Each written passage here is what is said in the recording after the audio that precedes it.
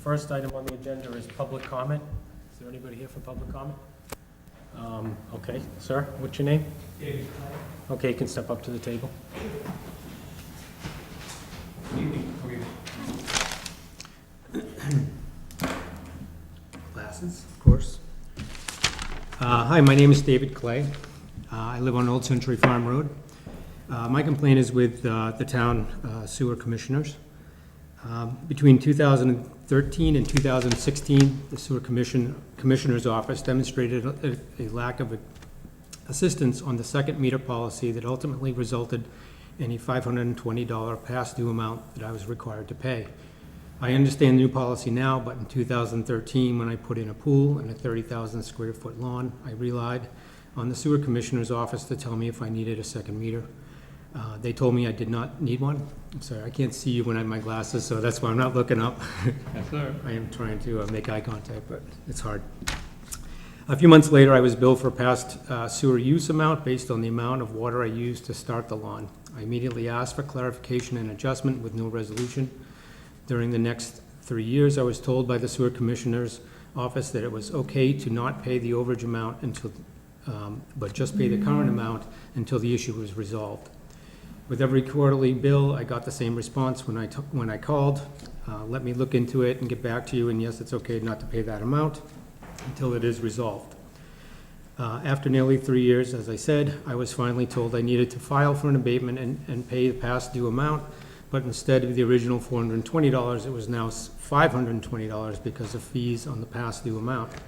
I reluctantly paid it and delivered a detailed abatement request along with all invoices and timelines of the work I had done. It was immediately rejected by the board because I failed to secure a second meter before I did the work 3 years prior.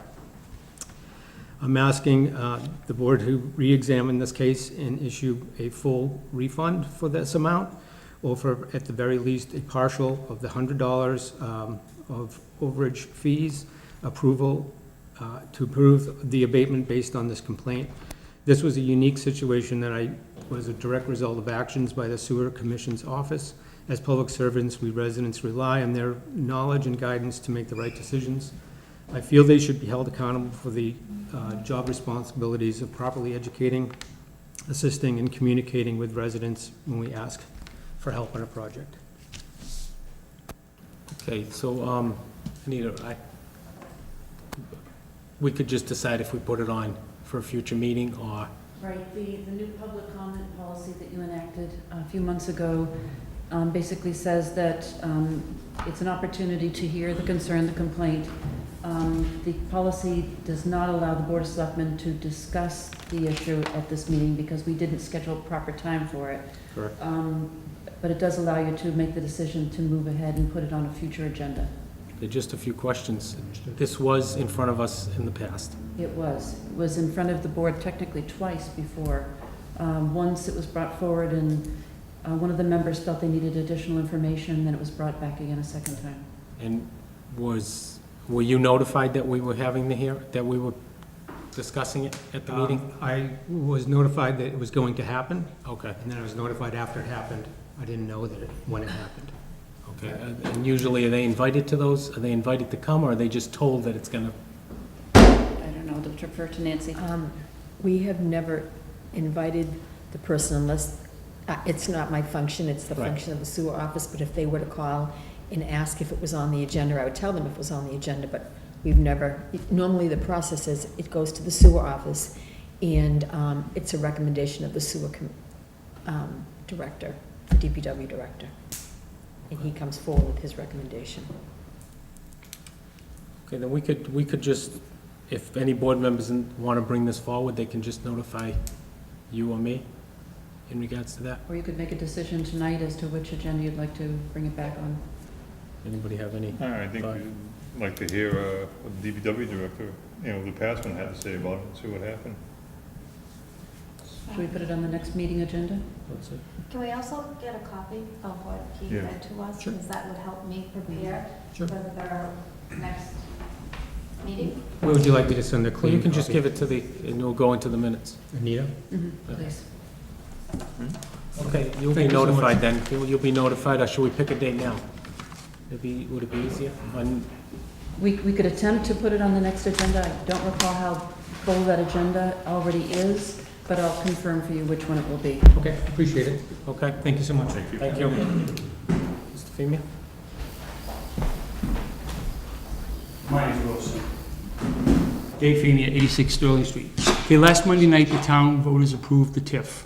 Okay, Curtis Industries is submitting their paperwork on the 23rd of this month, and the 21st of September, I believe it's when they go before, when the state makes.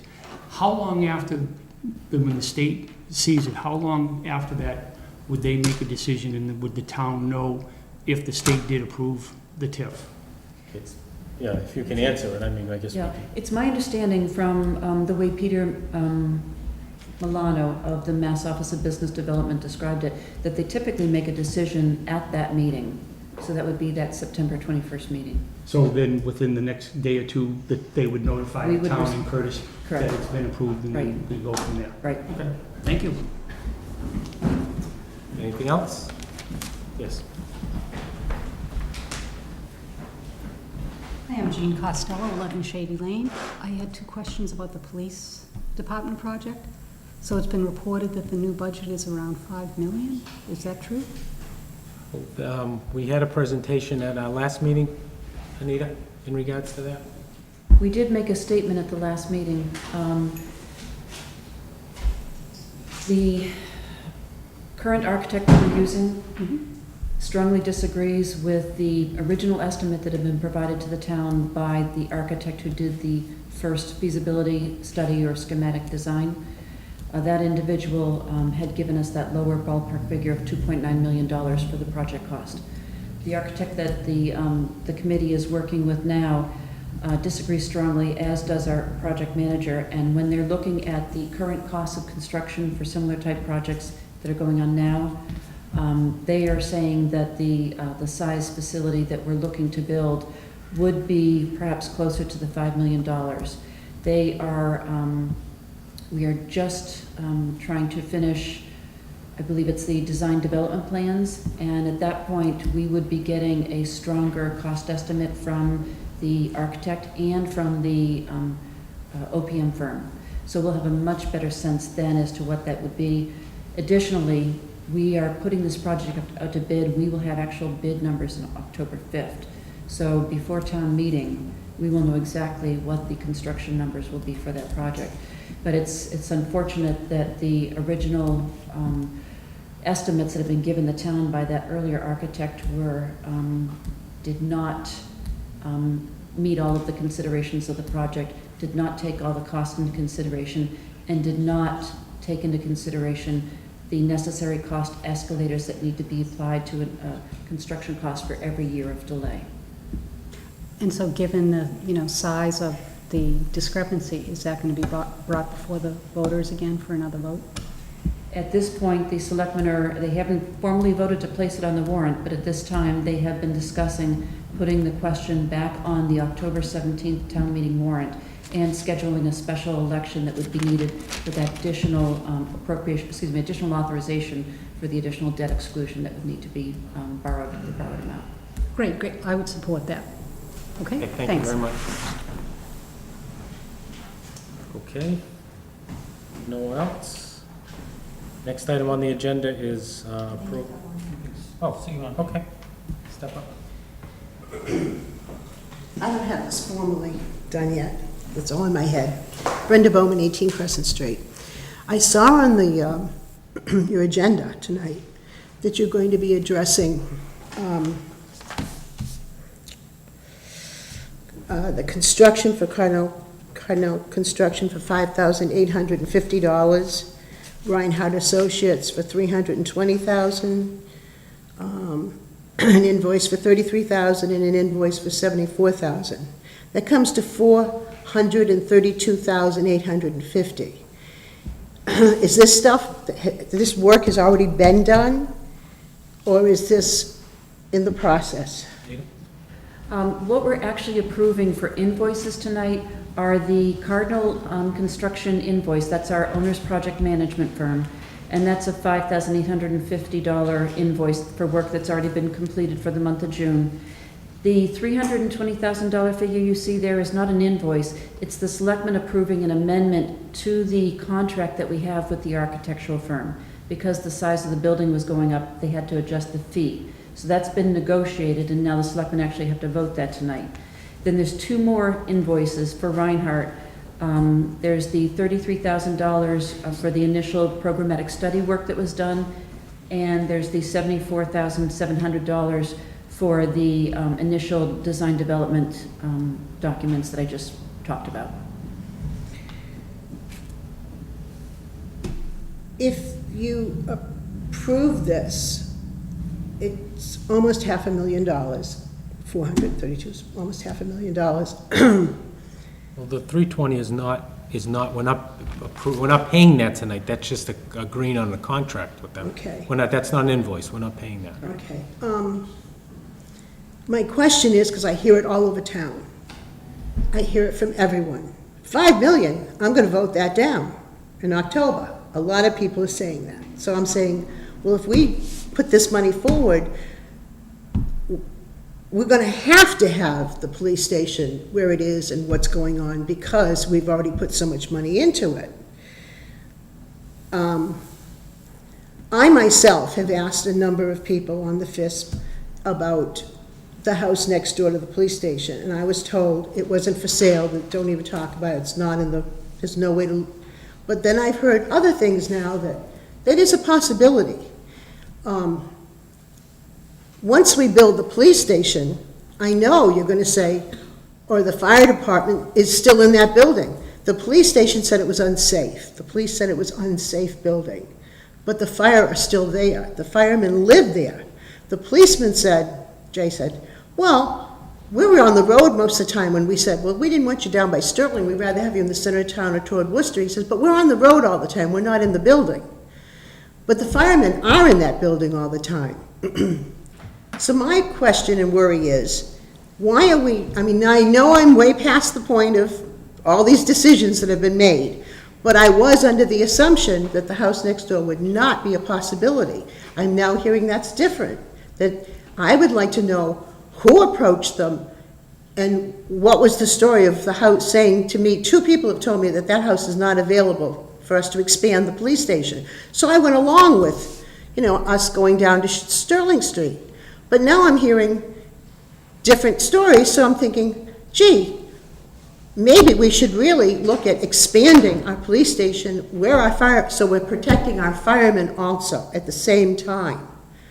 That's what I worry about. They're the ones that sleep there at night. They're the ones going to be living in an unsafe building. Well, I'm more concerned for them now. the comments you will bring back to the FISC committee, but we're not leaving the firemen in there in an unsafe building. There is work that's going to be done, that's already planned to be done. It's just going to be able to be done empty if the police station moves out. And is that money already allotted? I don't recall, John, do you recall? Not yet. Not yet. See? But there is work. If they stayed there, the same work would have to be done. Can I just make a comment? Right. So that's why I'm saying if we just built on, we'd be accomplishing hitting two birds with one stone by keeping the police where they are now and helping the fire department. Personally, this is the first I've heard of the building next door, but we can bring that comment to the FISC committee. I just want to say that it was never brought forward to us at all about the building next door. First time. And if we did buy it, it would cost additional funds to purchase the property. And so it would be even more in the hole. I have a feeling though, if we bought that property, since it's so, I don't want to say the word dilapidated and hurt anybody's feelings, but it's pretty run down. I don't even think anybody lives there. It's so overgrown, I never even saw it for a long time. So I'm thinking, right now, if we could look at this logically, it would be better for our police and fire to be upgraded at one time. It wouldn't cost $5 million, I don't believe, to add on.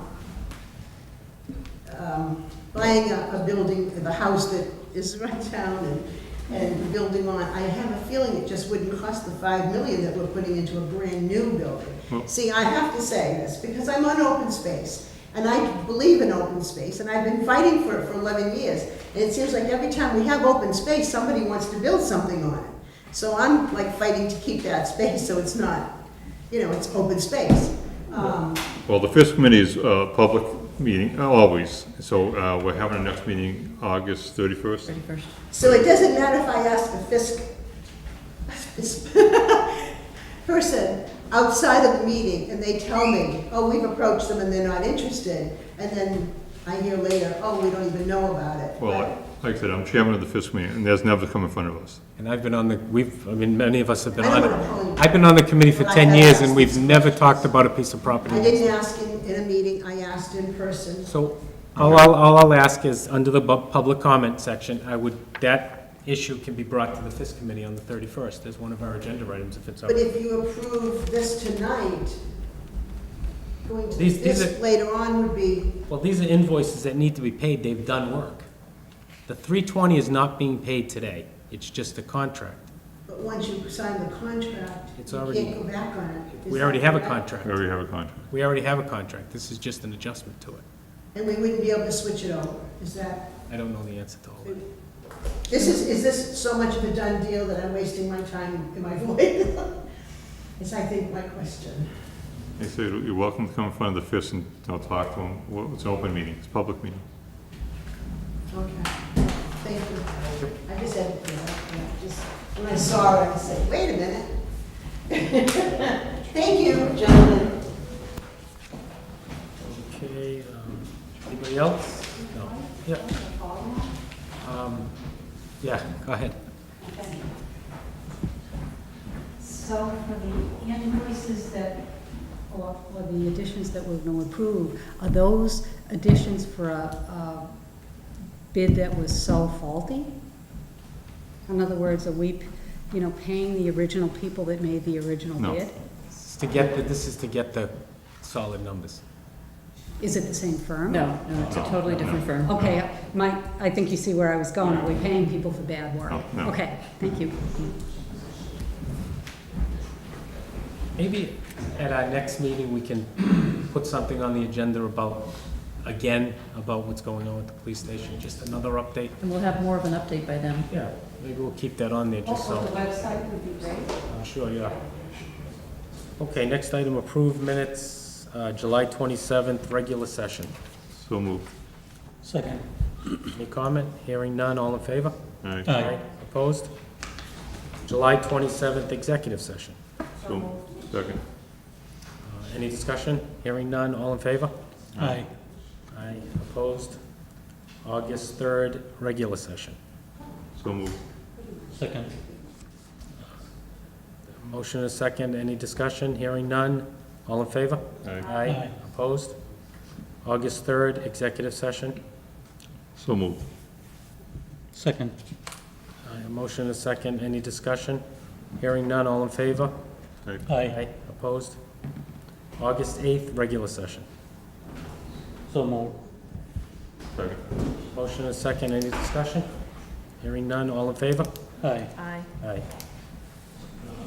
Okay, next item, perfect, 7:15, a little late, is this is the continuation of the joint meeting, the public, was it a public hearing, public meeting?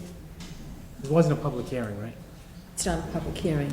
So it's just a joint meeting with the school committee to appoint candidate to fill the school committee vacancy until June 6, 2017 election. And I believe, yeah, you guys can come up to the front there. Yeah.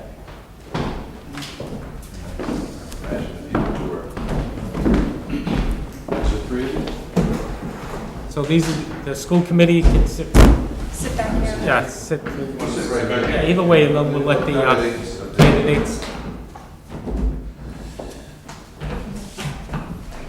Mr. Chairman, through you, on the special meeting of the school committee of one of the candidates. Yes. Why don't you sit there? On 17. Okay, so the way I think we'll work this is each candidate will have the opportunity to speak, and both boards can ask any questions. And then after that, we'll take nominations for the members. We'll call each year up one at a time. Oh, okay. Yeah, so we'll call you up one at a time. And we'll take nominations, and then we'll have a roll call vote. So since you're sitting up here, you can start, sir. What's your name? My name is William Bill Sandvos, Sandvos. Okay, and you can tell us A little bit about yourself and why you want to be on the school committee. Well, try to make it short.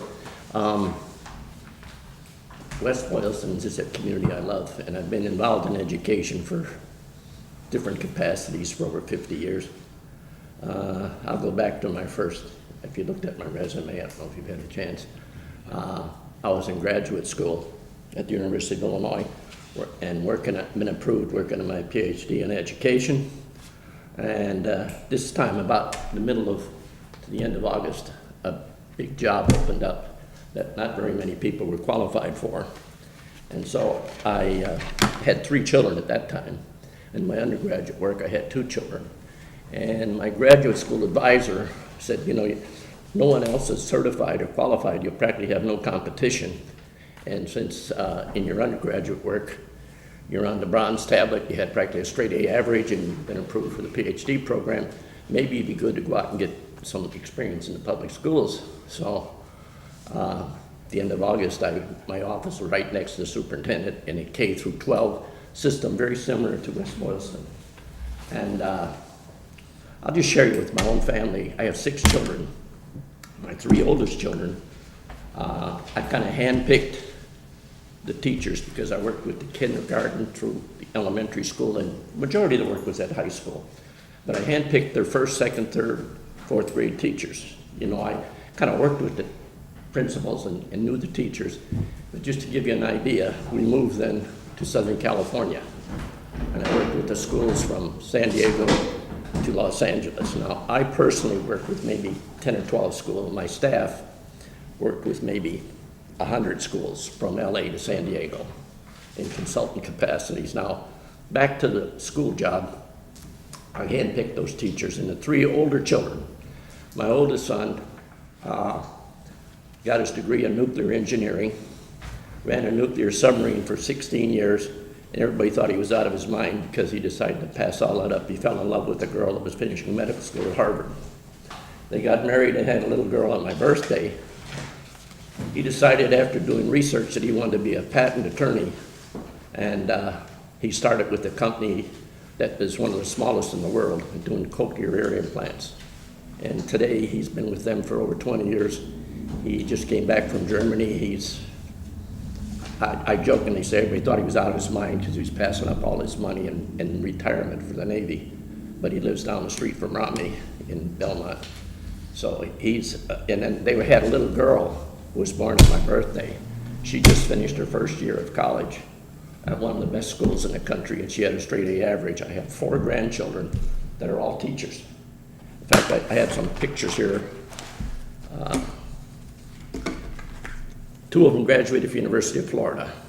And back to my philosophy on it, I feel like the lower level teachers are so critical because they have a child all day. In other words, if you have a poor 1st grade, 2nd, 3rd, you know, you're aware of all this.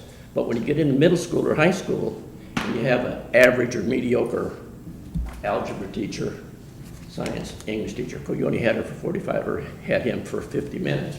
Doesn't, but you have a teacher, and we dealt with some that after, say, January, their mental health condition, they had to go into a medical facility because they just weren't fit to be in a classroom.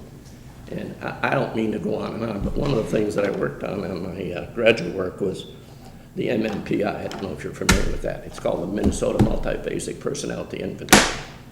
And for example, all the priests that go to the seminary take this. And one of the purposes of it, like if the Patriots had given that test to Hernandez, they may not have had $45 million invested in someone that had. In other words, what you're looking at, and what we did at the university, is anybody going to go into education had to take that test. And you're trying to find out people that had serious psychological problems, because that was my major, is psychology. But so that was my experience about, and what happened on that, I was not on the teacher scale. I sat down each year with the school committee and the school board, and they decided on my salary. About the 3rd year, they doubled my salary. Now what happened is, I don't know if you're sports fans or watch Notre Dame football, but if you ever watch Notre Dame football, they call it Touchdown Jesus on the side of the library at Notre Dame. The CEO of that company called my wife and I into his office, and wrote out a contract for 3 times what I was making if I would just give them 1 year's time. So I moved my family from the Chicago area, where I had been living as a young man growing up, to San Diego. And so we lived so 10 years is which I've been in West Boylston. I love this town, and that's the longest I've ever been in a town. I mean, we had 3 of our children graduate from Shrewsbury. And to show you the difference, and I don't mean to promote West Boylston, I've met the superintendent. Elizabeth, spent maybe an hour with her. And in the last few years, as I watched very closely, one of my neighbors, and I don't want to go into this with the school committee, and because it's not an accurate sample, I said to the young girl, I've watched her since 2nd grade, now she's going to be a senior in West Boylston. I said, if you had a magic wand, what number one thing could help West Boylston schools? Well, I don't want to go into that because I'll go into that if I decide to get selected, but that's just a little bit of my background. And then I dealt with the schools in Alabama, Texas, Florida, Ohio, and for example, in Texas, I sold my home in Shrewsbury. This might sound stupid, but I'm a sports nut. So my friend that I helped get him a head coaching job when I was involved in administration at that first school in Wakanda, he left there and went to University of Kentucky. And he called me one day in Shrewsbury and said, why don't you sell your big house in Shrewsbury, come down here to San Antonio? The reason I'm going into this is talking about the schools. I don't know how many of you are familiar with Texas. But the man I was reporting to, his name was Esmeraldo Science. Esmeraldo's family grew up, I don't know if any of you ever worked in picking tomatoes. I've worked at those types of jobs. And, but anyway, I worked with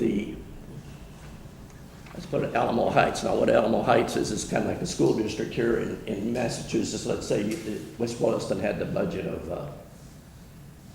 one of the wealthiest school districts. So I dealt with the wealthiest school districts in San Antonio area, and then he had me also, even though I didn't converse in Spanish that well, I could talk to you a little bit in Spanish, but my main thing was, escuela more importante, no trabajo, no dinero. And so he had me working from Laredo to Eagle Pass with the lowest level, mostly going for sometimes a whole week with people who couldn't speak English, dealing with the schools, dealing with people I had to supervise. So those are my experiences in Texas, and I did the same thing in Alabama. One of the things I recall about working with the schools is there was a woman who'd been a teacher there for 30 years. She lived right near the schools, and she opened up what was called it was like a homework house. In other words, parents that had their children who needed to be taken care of in a daycare center, they would come to her home, and she would check with the teachers and have the children's assignment. She had maybe 8 or 10 or 12 children, and that was sort of an interesting program, but I've run across a lot of programs like that in my experiences, and I'd be open to it. I feel like maybe I could offer at this stage a lot of background in education and be of some value to the school if I'm selected by the committee to be with the school committee. So I'm offering my services. I'll try to keep it that short. You can ask me whatever you want to ask me. I'll be happy to. Okay, thank you, sir. Do any board members have any questions? Hi, I want to thank you for coming forward. You said you've been in town 10 years, Yes, ma'am. Mhm. but you don't have, at this point in time, any direct contact with the schools? Just what you've seen in your neighbors, and I'm wondering why now at this time? Well, that's a good question. That's a very good question. I've never really, I think part of it is, I'll be honest with you, I'm a person that operates on impulse a lot quickly. And I was going to the Red Sox game on a Wednesday, and I believe at the last minute I was up talking to the veterans, and I decided, well, I jumped into Nancy's office. In fact, Raj was there, and pardon me for interrupting your meeting. So I met Raj there with Nancy, and so it just came up, and I decided, well, maybe since this is just a job for a few months, I'll offer, if they think I've got some value, I'd be happy to, I don't know everybody in town, but I'm very active on my church committee. It's a committee that we help a lot of people in town that are down and out. We raise funds I'm very active in that organization. So, but I've always been very interested in education, been involved in education. And since I had administrative capacity, like I said, I worked next to the superintendent. And every year I sat down with the school committee and they negotiated. In other words, I was not on a teacher salary schedule. And like I said, about the third year, they doubled my salary. But then I had 6 children. And all of a sudden, when someone comes along and offers you a check, point blank, for 3 times what you're making, and to move to San Diego, I thought, I couldn't pass that up. But I wanted to stay in education, but the salaries weren't, in those days, not like they are today. And even today, with 6 children, it wouldn't be easy. So, but I didn't mean to go on and on, but that's how my interest came about. I have a follow-up. Are you presently on any boards or anything in town? Well, I'm on a church committee. In fact, I don't know, some of you people might be familiar with Bob Barrow. Bob is the health, he and I are on that committee. There's about 10 people. And what we basically do is people who are maybe in transition, who need help, we more or less go out and visit them and then sit down and decide what's available, what funds are available. Okay. And to give you an idea, we had a fundraiser at Wachusett Country Club. We raised about $10,000. And so, on an average, we probably put out $1,500 to $2,000 a month to people that are in transition. And by the way, the police chief, who I've never met here in West Boylston, I've heard terrific things about him because he's involved in, not out of the village funds, but out of his own pocket, has taken money to help kids buy jackets. And this is just things you hear about people. Like I've heard some good things about people on the board, by the way. I don't mean to be putting you on, but in terms of, just what people tell me is that somebody's been on the board for 15 years, and then, and it's just like, I'm sure people, one of the big things in education is that people that have been teaching for 20 or 25 years, let's say, especially a lower level, 2nd and 3rd grade teacher. There's a community here recently, I won't go into the person, but I met this young lady who was just finishing her master's, and she said, 20 years ago, this woman was my teacher in 2nd grade. And she said, no, I went back and she was getting her master's from Anna Maria. And she said, I went back with her 25 years later. And she said it was a disaster. She said, and I think this is one of the problems that school people have, administrators have, is people lose their excitement, their enthusiasm for it. And not only that, I've been around here long enough to know, getting back to the personality inventory and measuring people who you're going to hire.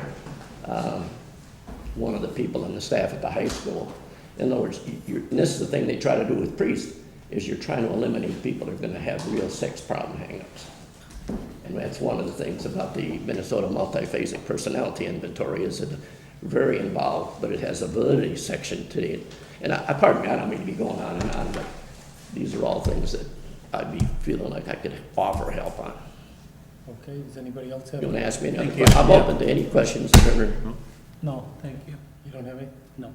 Sir, if you're not selected to be on the committee, would you still be interested in maybe helping out the school? Sure, I'd be glad to do anything, yeah. It's not an ego thing. I mean, if they feel like somebody else has got more to offer, that's fine. Okay, no other questions? You can step back, sir, then. Thank you. You people are on the committee, it's fine. Okay. That way, I don't know any of the people on the committee. I think we should maybe identify ourselves for us and for the other people we can start with. Jennifer Breen. Pardon? Jennifer Breen. Jennifer Breen, yeah, okay. James Morrison. Richard Shaw. James Pedoni. Pedoni. And I just might mention in terms of 3 of my children went to Shrewsbury, and they were not, the 3 older children all were in special gifted. In fact, like I mentioned my oldest son, my oldest daughter is as a consultant in 3 states. She's one of the top people in her educational field in the United States, and she works with schools in Ohio. She lives in Cincinnati. And the 3 younger children, they all graduated from Shrewsbury, and those 3 children who got their education in California with open schools, and it's a completely different system, not like West Boylston or not like the Midwest. And 2 of them were in special education, and one of them, by the way, when I was doing subbing here in West Boylston, one of the teachers and coaches came up to me and said, "Are you Paul Zandvos' father?" And I said, "Yeah." They said, "Well, I graduated from him in Shrewsbury High School. He's the most unbelievable athlete." And he's another one who was in special education. But the teachers took such an interest in him. And he said, you know, I don't want to be in, you know, an individual where you have to get extra help, and a lot of those kids are kids that are in drugs. And he was quite an athlete at Shrewsbury. In fact, some of his records that he said, and this is the coach of West Boylston, said he wasn't an athlete, he was an animal. And then just, this is just a sort of side thing. Okay, so you can, thank you very much, and you I can appreciate step it. back. Pardon me, I didn't mean to take up this much of your Yeah, time. that's fine, you can step back, thank you for coming forward, and we'll be discussing it in a few minutes. Okay. Can I just, I'll sit and listen to the other Okay, people. thank you. Thank you very much. Maureen, yeah, you can come up, identify yourself, and tell us. I am Maureen Ganelli. I live on Sterling Place in West Boylston. And You can I'm sit not down. sure if you have a copy of my resume at all. We have the, Oh, okay, you have the letter. All right, I'll just give you one, just so you have an idea of what I do.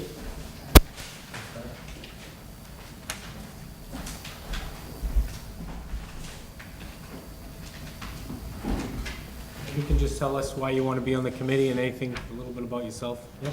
I think the first thing is that I really love kids. I don't want to go into a lot, but I do have 6 grandchildren. I graduated from this high school. My husband did. My children did. My oldest granddaughter did. I know some ups and downs, and I really would like to be a voice for the kids primarily. And then so I looked up when I saw the safety committee opening, some of the jobs that you would do, and a lot of them are reviewing policy and that type of thing. I do that for my job. I review quality assurance, so it kind of seemed to be a lot of related things that I'm able to read a policy, interpret a policy, look at regulations, and you know, just make sure, because I know that that's one of the things that you review with the superintendents in the school goals. So we look at goals and metrics and, you know, how they're being measured. So I just thought that I could be a help to bring the school number one. Just identify any gaps that we could, you know, bring up. Okay. Does anybody have any questions? It's always me, they're used to that. I have to ask. So you've been in town a while. Have you served on any committees, or have you been at the school on any of the school committees? I have not. I wish that I could have before, but I did a lot of traveling. Okay. So recently, my job has changed, so I don't travel very often at all. I have earlier hours. I'm out at 3 o'clock now, so it's much different, so I have an opportunity to be able to do it, so. Can I follow? So why the interest now? Well, I saw the position, I saw that it was temporary, so I thought it was something that I could see if I could help with, and that's why. Because I kind of always wanted to do it, but didn't have the opportunity. So this is an elected temporary position. Would you consider running at the end of this temporary position? Is that where you're thinking of going if you got the seat now? Yes, yes. Any other questions? You said policy. What kind of policy?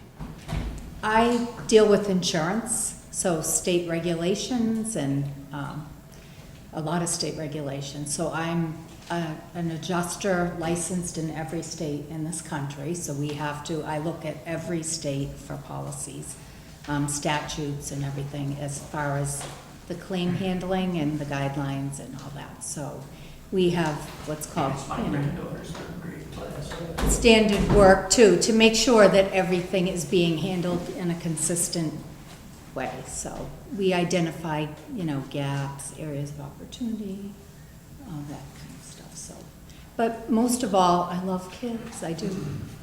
I have 6 grandchildren. I guess a question. Yes, sir. Now, maybe you asked this, I was getting up and getting down, and maybe didn't hear it, but I've heard twice that this is a temporary position.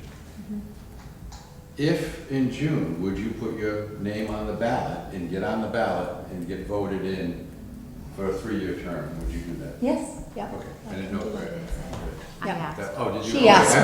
And you're walking. I was getting up and doing it, getting your resume, so I didn't hear. That's all right. So, You have another Go ahead, look. well, I'm just wondering, you know, what your view is of the most pressing issues in the school district right now? One thing that I know is pressing is a lot of some kids are leaving, going to vocational and other, and I'd like to have the kids stay here in town. So, because back in our day, I know they were thinking about going like regional because we didn't have funds and stuff as it got smaller. So I would like to make sure that it stays here as our own school and keep the kids here by offering, I would like to see maybe some different programs offered for kids who maybe aren't going to college. Maybe we could do something here, some different ideas.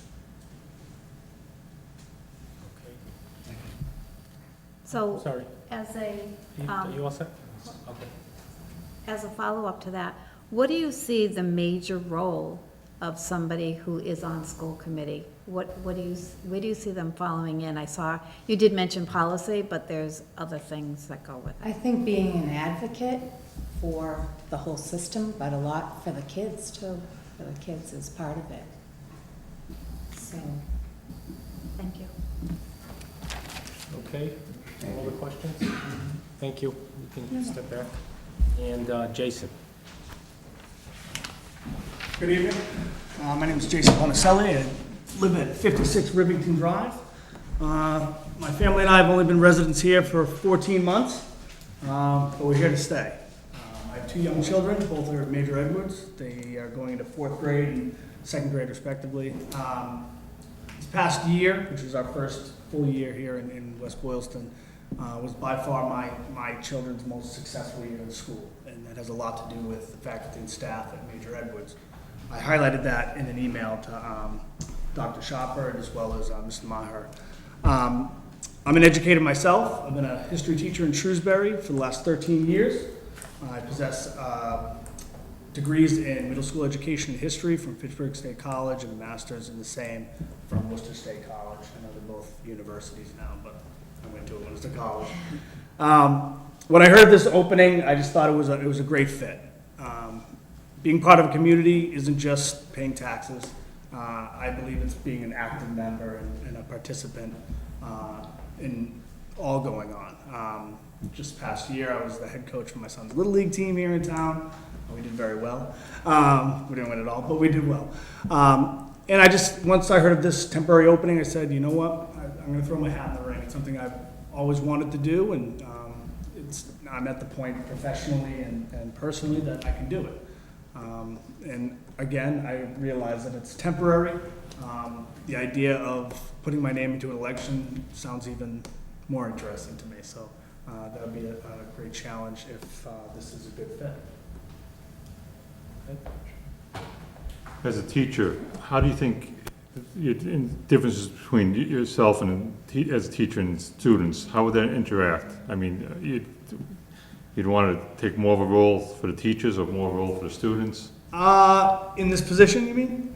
Well, I see it kind of threefold, if you will, right? So as a teacher, I think I have a unique perspective. I can kind of see it from the other side. I'm a parent, obviously, of two children here in town, and I'm a citizen. So I'd be able to offer opinions from all aspects. Being an advocate for the teachers here in town as well as the students, obviously, which is the most important part. Okay.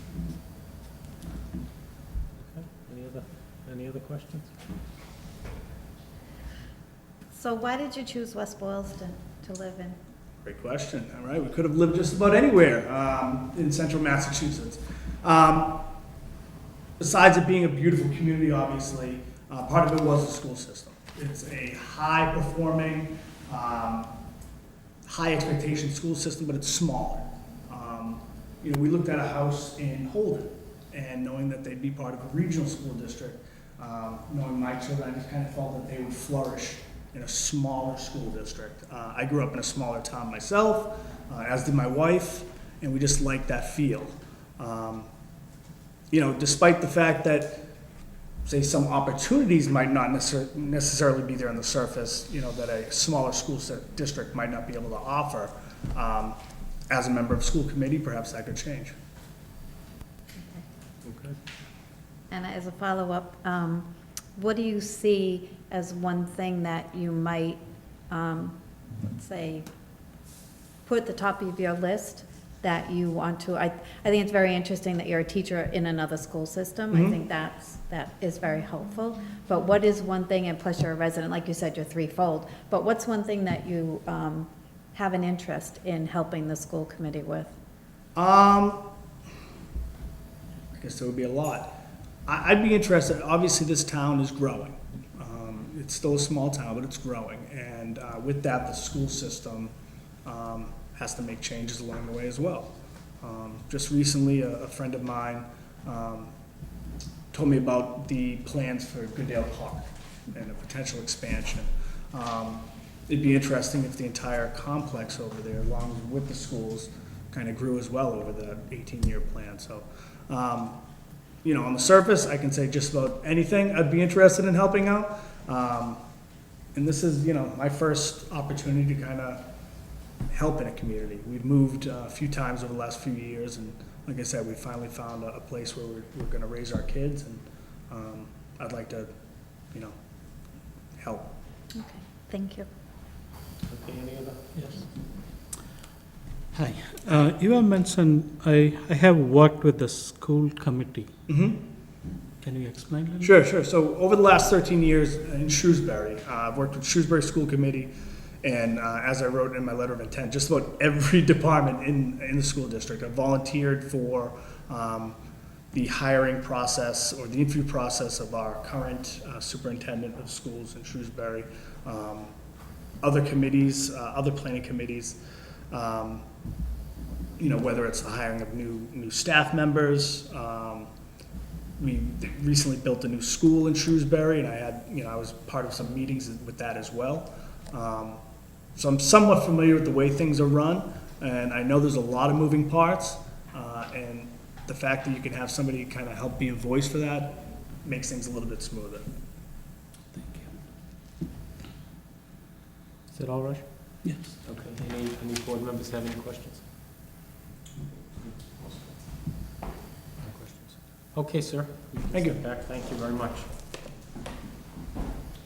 Okay, now, any discussion, or we can have nominations?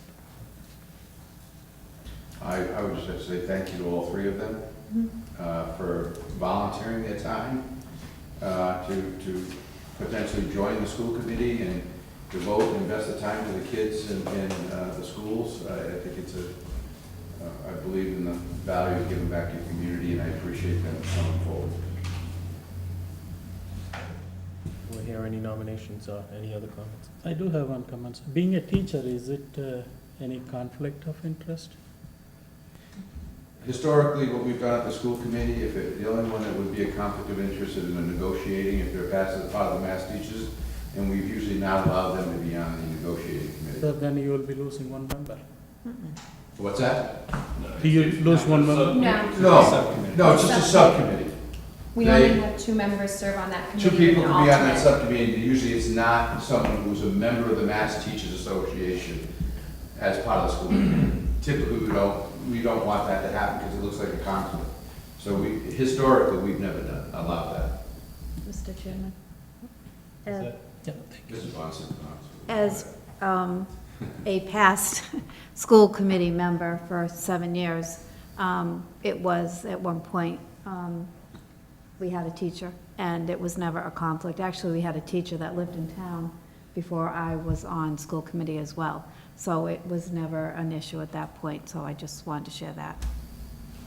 I guess if it's a conflict by the state's rules or if it's a conflict by us, I don't think it is either way, because he could run for the seat and he can't be told he can't run for it, so, Right. or anybody that's a teacher, and he's not even a teacher in town. It would I don't think not, that's the issue. Yeah, I don't think so. it would not be an immediate issue anyway, as we just finished negotiations, and they won't be happening again for Right, and a that's, while. like you say, it's only a 2-member committee anyway. Correct, 2 members and an Exactly. Right, alternate. so it's not a whole point. Yes, I agree, it is for a while, but eventually, he will be running for the school committee. There are 5 members and only 2 I serve do on agree. that committee. I do agree. Okay, any other comments or nominations? I have a question. Do they nominate or do we? Isn't it Anybody, up to- anybody that wants to nominate one of the members? Well, I would step up and nominate Jason Ponticelli. Is that the last name? Jason? Yep. I'll second it. Any other nominations? I like Maureen. I'll second that. Connolly. Okay, we have, any other nominations? Okay, hearing none, I guess we'll have a roll call vote, and no special order, I'll start with Jen. Green. And then to cast a vote for Mr. Ponticelli, please. Okay, I'd like the same. Mr. Ponticelli. Mr. Ponticelli. Mr. Ponticelli? what's that? Mr. Ponticelli. I think mine only one, whichever You nominee. can tell us who you're Maureen- gonna vote. Maureen Connolly. Okay, Maureen. Okay, and I would vote for Maureen also. Okay, so I think they will need to go to the town clerk. Jason, you'll need to go to the town clerk and be sworn in. Is that the process? Yes. And then when's your next meeting? September 14th. September 14th, so I guess you'd have to do that before September 14th. And I'd like to thank everybody, I mean, the other members, the other candidates that came forward, if you want to speak to the superintendent and see, or the school committee and see if there's other, I'm sure there's plenty of committees that you folks can help out on at the school. So, thank you very much. We got a motion to adjourn the school committee. Motion to adjourn the school committee. Second. Those in favor? Aye. Okay, Thank you, guys. thank you very much. Thank you, folks, for coming forward.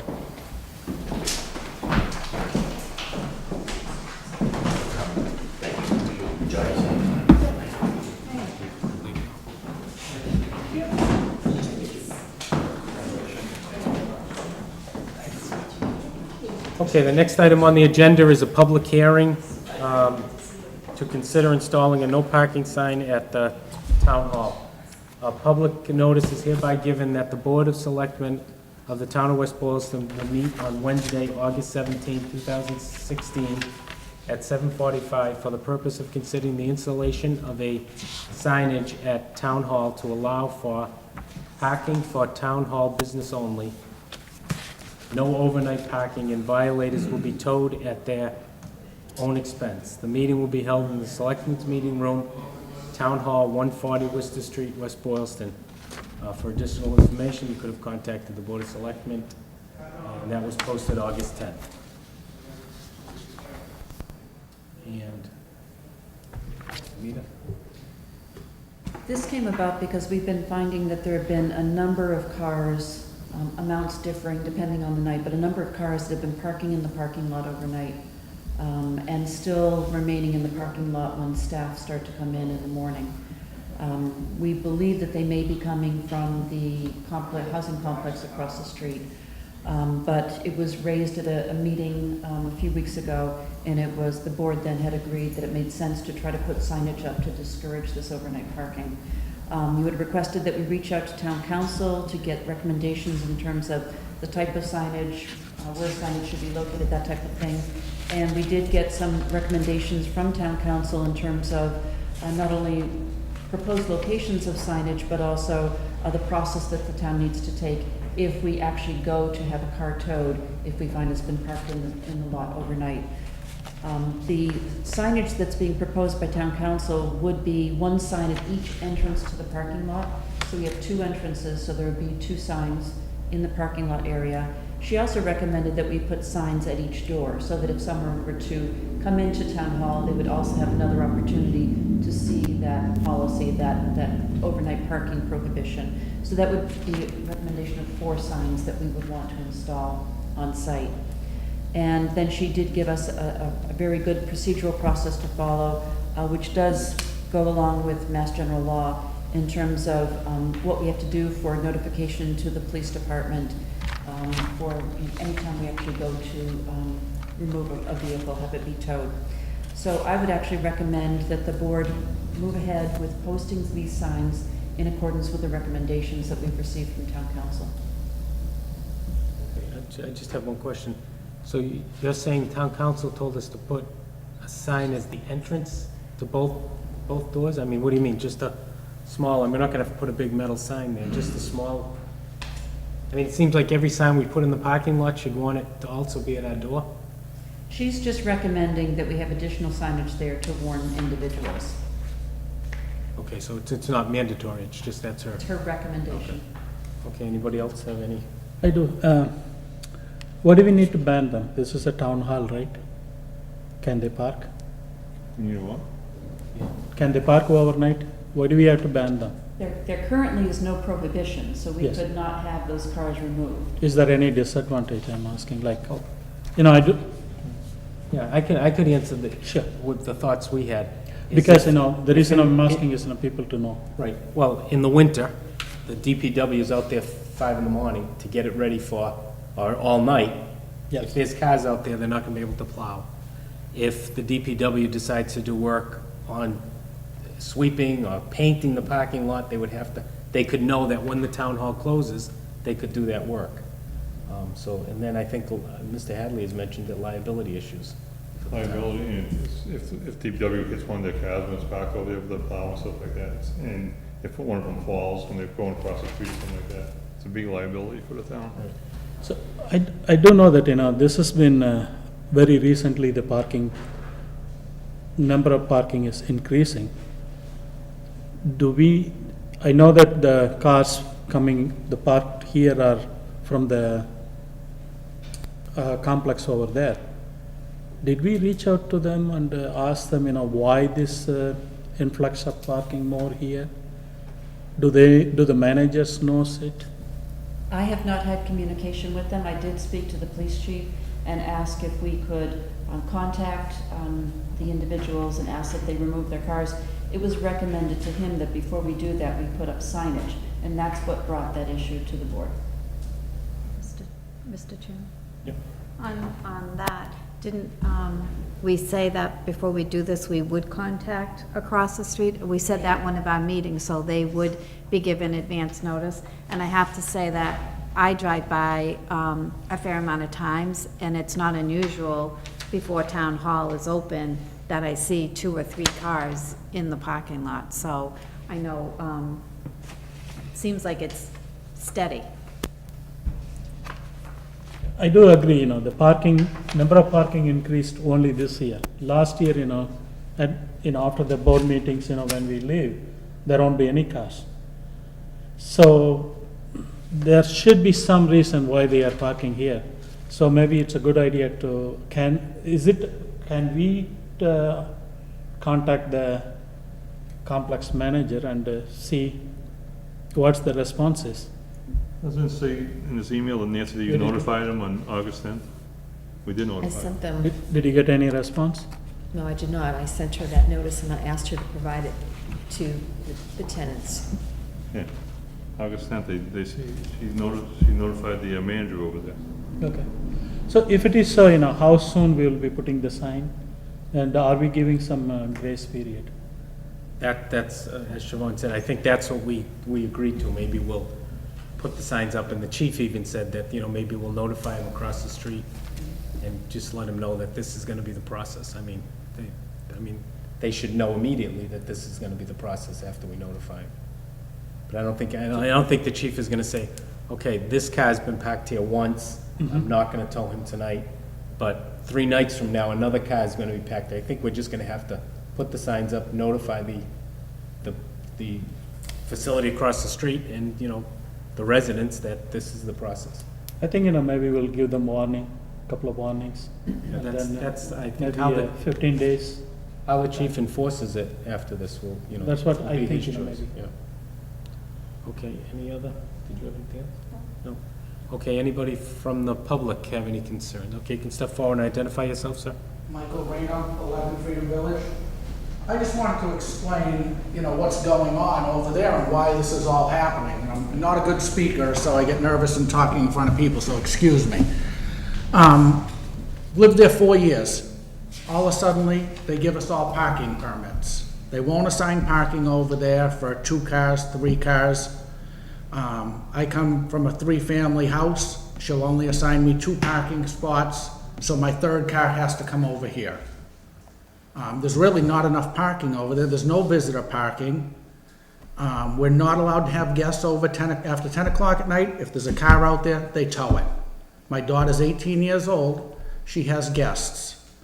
She doesn't always know when they're gonna stay overnight. And next thing you know, that if they're out there, they're getting towed. So I tell her, have your friends park across the street. That's all we can do. I've tried talking to management about it, and this is the way it is. It started about 3 months ago, and I'm sure that's when you guys saw all the cars in your parking lot. I saw Raj in the parking lot one night taking pictures of cars, so I went over and asked him what's going on. He was nice enough to explain to me what was going on. He told me he'd keep me informed, and he has. And that's pretty much where things stand now.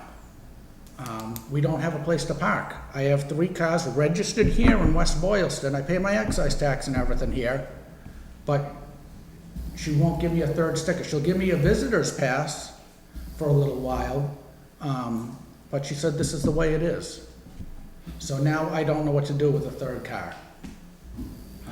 You know, I don't know where to park it. I got a friend that has a business up the street, but it's 2 miles up the street. He welcomed me to park it up there.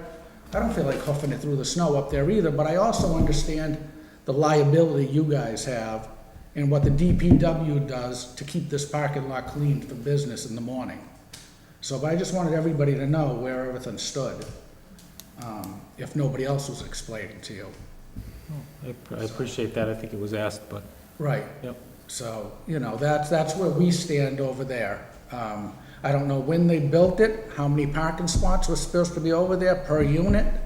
I was gonna go down to the building department, ask today, I didn't have time.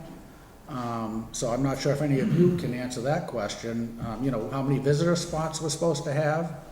I don't know the answer. You would have to talk to the building Right. department. Or your management, you know, the company. I talked to her yesterday and told her, I says, I guess if I'm not gonna have 3 spots, I'm gonna have to move. She says, well, you gotta do what you gotta do. And I've lived there 4 years and I enjoy the place and I love West Boylston.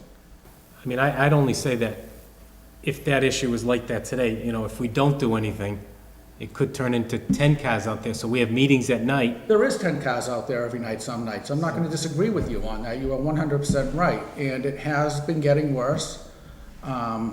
But I just wanted to be a voice for people that live over there. Nobody knows I'm over here. Sure, I'm sure I'll hear about it from somebody. But that's just where things stand. So I just, you know, after talking to Raj, and he took the time to help me out and tell me when the meeting was, I just wanted to pop over and let you know.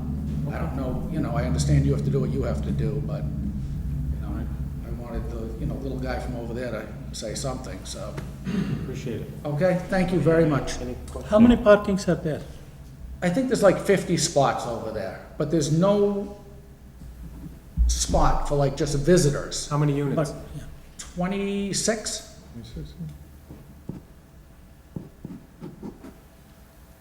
So after each apartment gets 2 parking, Yes. is there any parking, empty parking?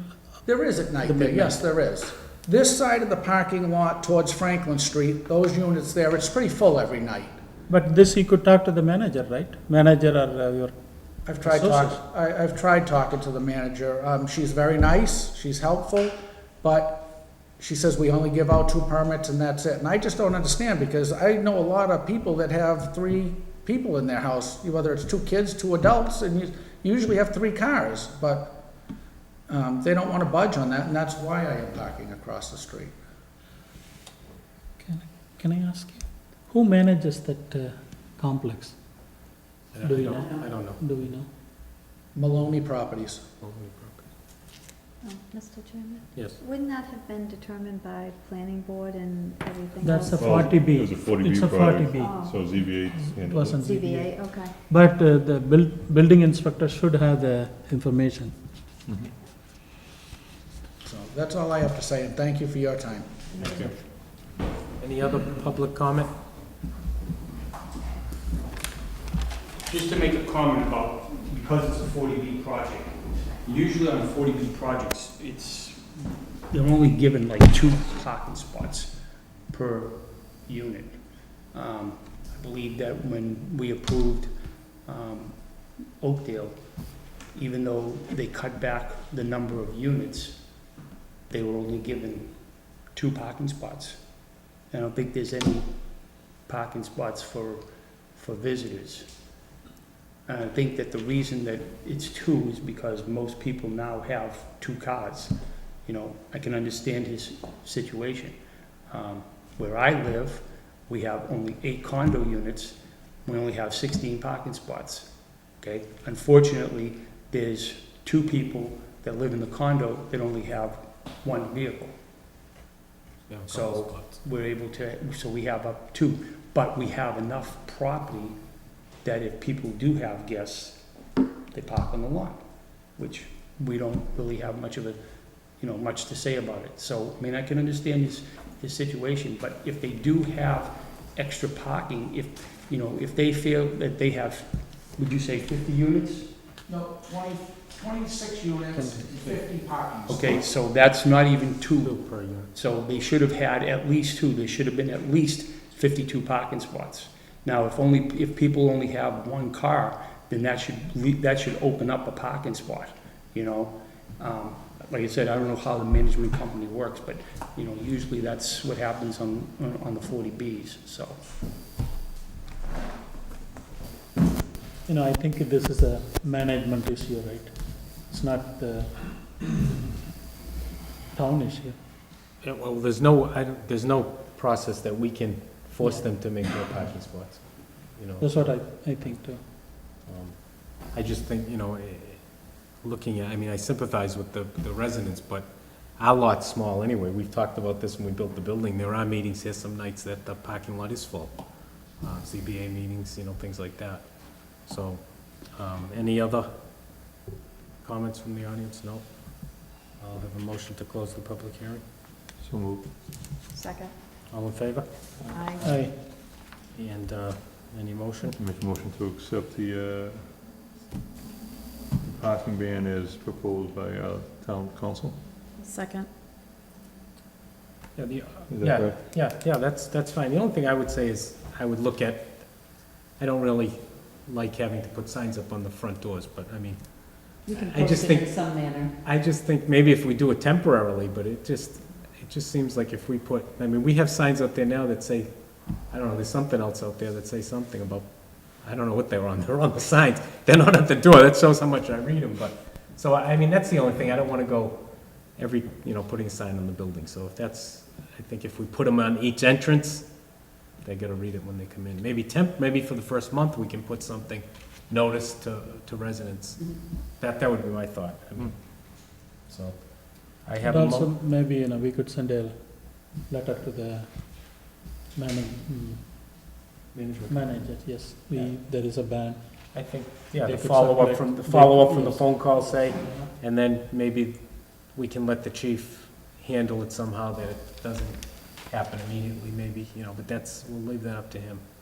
Mr. Chairman, is there any kind of like laundry room over there that they could post it in as a follow-up, or a community room? Maybe we could suggest in our letter, Anita, that we said we were gonna do, that they post it there as well, just to help the residents, give them a little heads up. Okay. So we have a motion and a second, and no other discussion? No? All in favor? Aye. Opposed? Okay. I'm sure that'll take some time to get the signs made. Thank you very much. Okay, next item on the agenda is request for transit vendor and common victual license for Grumpy's Dogs LLC for food truck at Checkerboards Limited, 216 West Boylston Street. Do I hear a motion? Motion. Oh, there is someone here, okay. Good evening. Yep.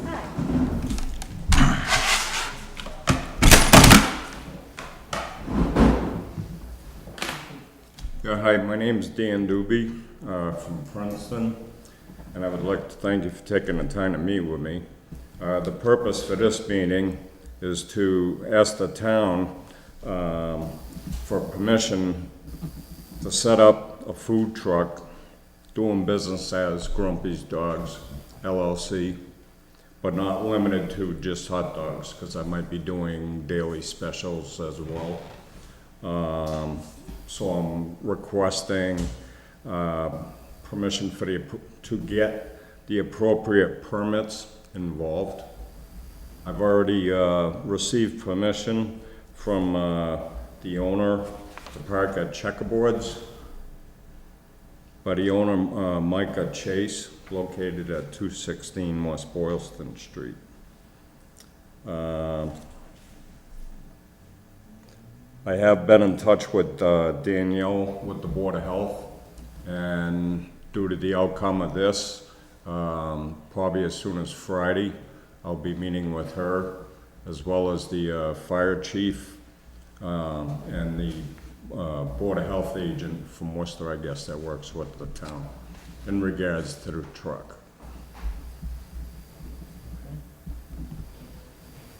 Hours of operation, by the way, I'm initially setting up Monday to Saturday. I'm just putting down 8 to 4 as a rough type of schedule.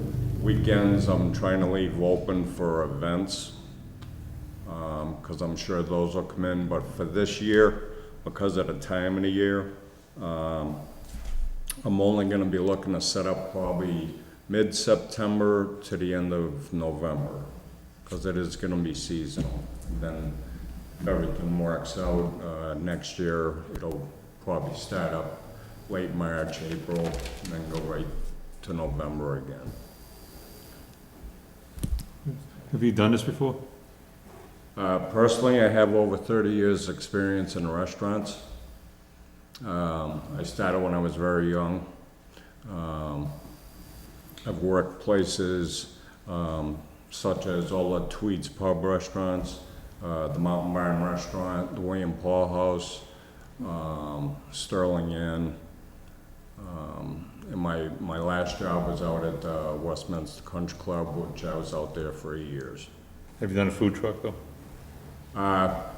It's always been a dream of mine, and I've been out of it actually for 18 years due to the loss of my late wife, and I had 2 young kids, so I had to retire and take care of that, but now they're grown, and now I have time to get back into the swing of things. It's just something I've always wanted to do, so. Good for you.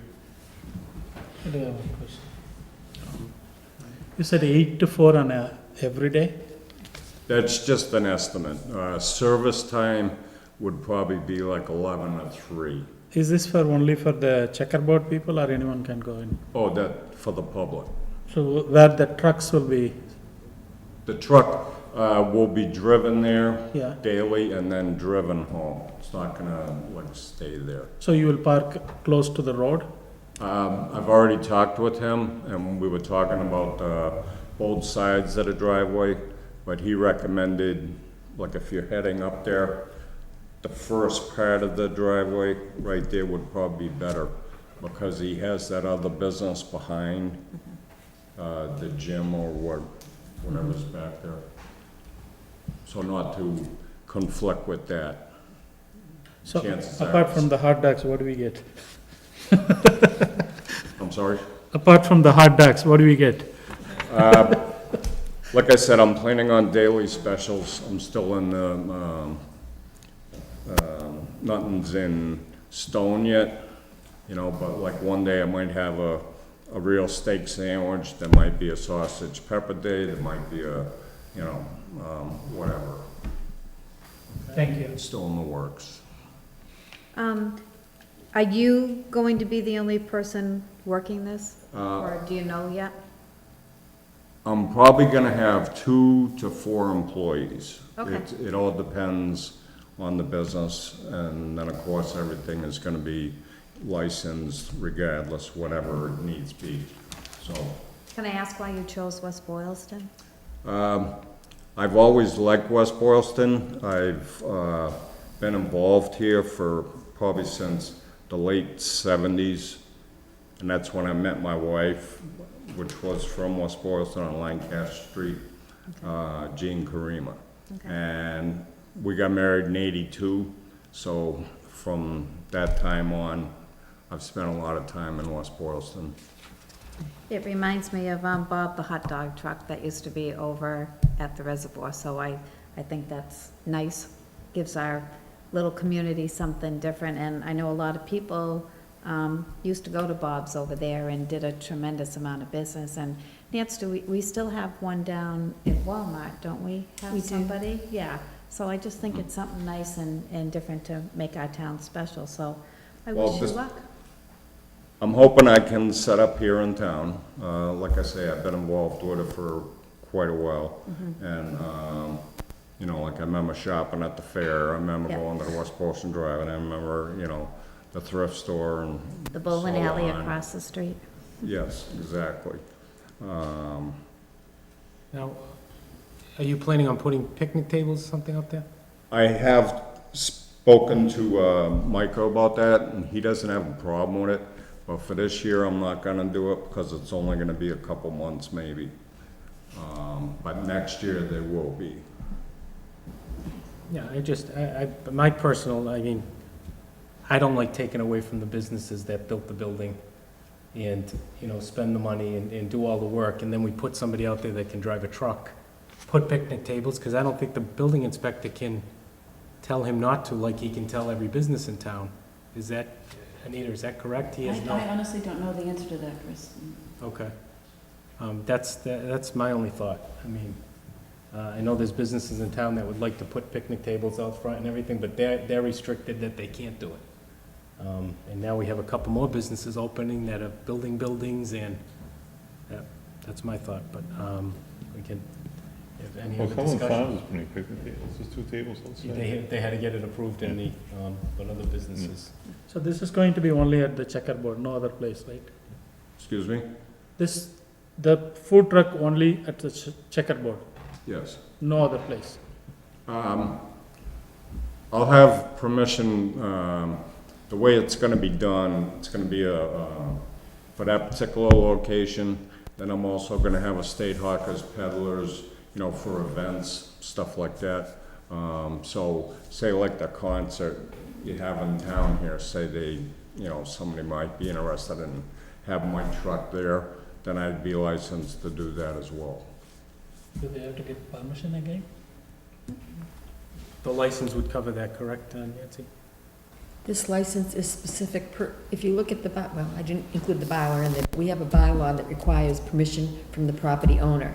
And if, say he wanted to be at the concerts, that would require permission as well. So his license, this license we're giving him won't automatically let him park there? Correct, Because the permission would be, for instance, the concert would be the town. correct. Okay. Can he park near the reservoir? We need to get permission from That him. is that property belongs to the Department of Conservation, Recreation, and they do not allow that any longer. For who? No, I'm talking about the other place, reservoir. reservoir. Oh, yeah, that's all. Anything that's MDC I'm assuming, property, this state is only for property. the checkerboard, right? Yes. So only for the checkerboard. That's what he's asking for, correct? Yes. Okay, thank you. Okay, any other discussion? Hearing none, do I have a motion? I make a motion to grant the license for the, as you requested. Second. Okay, I have a motion and a second. Any other discussion? Hearing none, all in favor? Aye. Aye. Opposed? No. Okay, I guess you can get your licenses with Nancy and then go to the Board of Health, I believe. We release them when I get permission from the Fine. clearance from the Board of Health that he's ready to go. Danielle, yes. And I would just maybe, I would ask that if the building inspector has any, I would imagine he has to follow our rules in regards to signs and things like that. I don't know the answer if it's not a building. Yeah, I'm not sure about signs either. I was gonna ask about that. We have a rule that you can't put up signs. So, I mean, again, I don't know if it's enforced, so the businesses in town can't put up signs that build buildings, but I don't know if it's... But I mean, like, what about an open sign if you had it mounted to the bus? Talk to the building inspector about that. Yeah, you'd have to talk to the building inspector. I don't know. We don't know the answer here. Because we do have businesses that have those things, and they can apply for a temporary permit for different signs, but it's all through the building inspector. Okay, so when I meet with them, I'll bring that up and maybe set up something to find out about that. Okay, thank you very much. Good luck. Thank you. Next is request for common victuals license for filling station license for Cumberland Farms, 184 West Boylston Street. Just meet with Danielle. Well, with all the work they put in, I make a motion that we give them the license. Oh, you think so? Do I hear a second? A second. Do we have any idea when they think they're gonna, They received their CO today from the building inspector. so, I thought they said Tuesday the 23rd. is No, that, they are still on training. They brought the people, right, so so maybe, they have to. obviously, fill in maybe they're and they waiting have for to this. train. So they said, a couple of weeks, I guess. Okay, have a motion, a second. Any other discussion? Hearing none, all in favor? Aye. Opposed? Municipal calendar reminder, invite legislators to meet with the Board of Selectmen during the month of September. Request list of items we would like updates on. Okay, that's just a notice, so we will, talk to them about the 2 meetings in September and see what's the best one to see if they can make it. And then we'll talk, will anybody have anything beforehand that would like to ask them? Maybe we can get it to them well before the meeting. Mr. Chairman, at one time, we had also asked if maybe we could get the Lieutenant Governor to come as well. Is that part of this? I know we talked about that a few months back. Maybe in the September meeting, maybe we can, Okay. maybe talk to them and see what, Because I think about 6 months ago, maybe, Nance, we talked about that. It wasn't actually, During this. last week, I did get a call from the governor's office because they were checking to see whether or not we still had the state appointee on the housing authority. I did mention that if the lieutenant governor was available, we'd love to have her come out to one of our meetings. Right, because we were talking about the parks and everything we wanted to do over there, and that, we thought that would be a great time to. I did mention the $5 million in the bond bill, and he was gonna go back and speak with the person who chaired that committee. but when you asked them that question outright, there was no response. They just said, would the Lieutenant Governor like to come to? Well, he couldn't answer for Yeah. her. Okay. I think, we should send an invitation. Or we, What I don't know about how we Ray? left it with Representative O'Day and Senator Chandler last time. Does anybody recall how we left it? We did talk about it, but I don't know if we left it. They were gonna try to arrange something We actually sent an invitation. Right. We sent a letter. to them, and there was no We response. haven't received a response yet. Okay. So maybe we'll start with the representative and the senator, and then we can, a future meeting, maybe invite her and have some ideas of what we want to talk about, like you say, the bond bill and things like that, so. Okay, you'll see that on the agenda. Reconsider vote to sign contract with CGI Communications for 2016 community video. I asked this to be put back on the agenda. We voted to, that group that came to town to do a video on the town, and they go to businesses to pay for it. They make some money and we get a video. I asked the cable access channel if that's something they could do for our town website and for other use, and they said that would be a project they'd like to work on. So I would ask that we pass on this with this CGI company, and we let the cable access, I mean, they're not gonna be going to businesses asking for money, they're gonna do it locally here. Comments on that? Do they feel they're capable of doing that? Yep, they feel that they have some new equipment coming. He said there'll be a challenge. They look forward to the challenge, though. They think they could do something. I guess we could always call these company back. I'm sure they would come back in a minute if we found out that they, but I did talk to the person in charge. Did we sign anything with them? No, I did not sign the contract because I asked for it to be back on the agenda. Mr. Chairman, Yes. would they be promoting the local businesses as part of this as well? Because, like, from a business perspective, that's a plus for me. I know they have to pay for it. Right. And then has the cable company done this before, or are we going to be a test? I don't know if they've made hundreds of videos. Yeah, I don't know but I if they've meant ever, I think people on the group have done it before, but not, I don't think, nothing for the town. for the town. And you're right, I think, I did speak to him maybe of putting some businesses in the video, Yeah, but everybody that was on that video, in the video, or around the video paid for that. And they made the money because, and then they gave us that 2-minute video. right.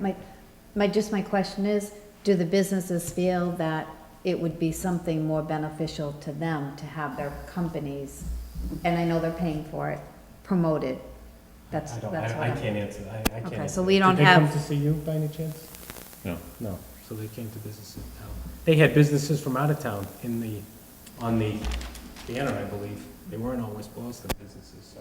I was just wondering if we heard anything from the business community to say, I gotta say, I did hear a couple of negative things from the business community Okay. about that. The last time they came in project, they kind of overstepped their bounds on a few things.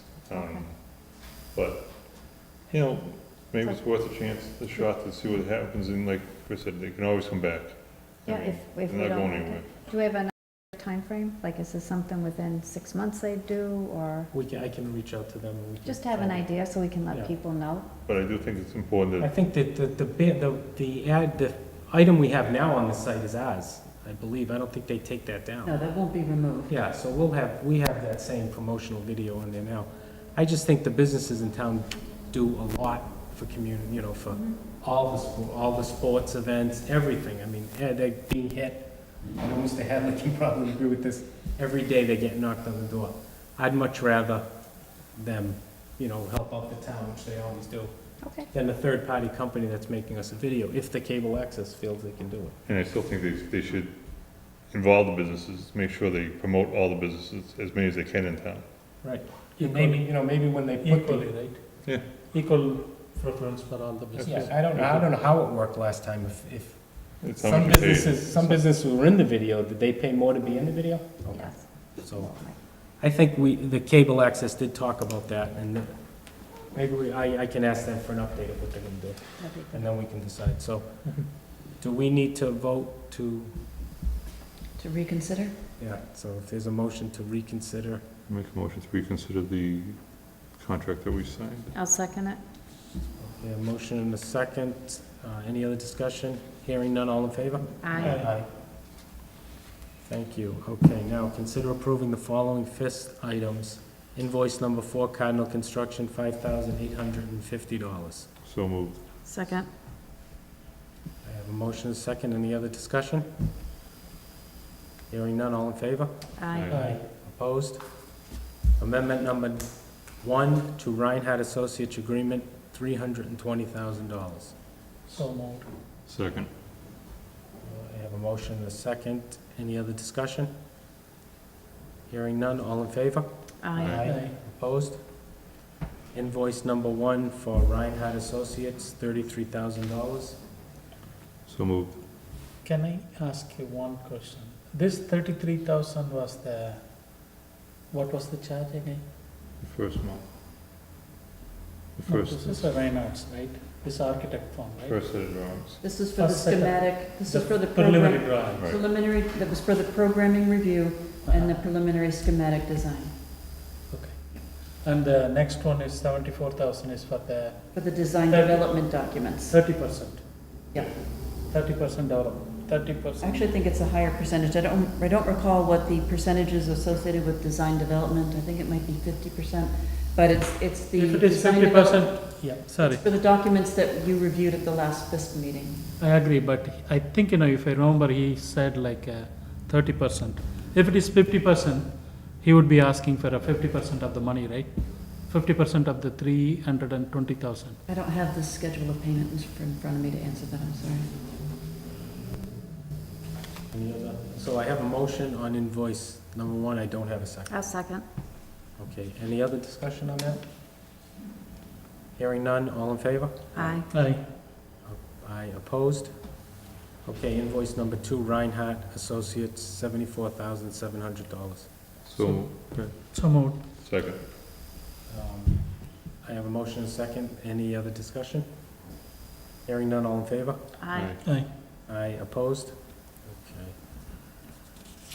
Recognize the acceptance of donations in the amount of $1,250 from various individuals in the Worcester Bridge Club from April to June 2016 into the Council on Aging gift account, and to approve the expenditure of these funds for general purposes.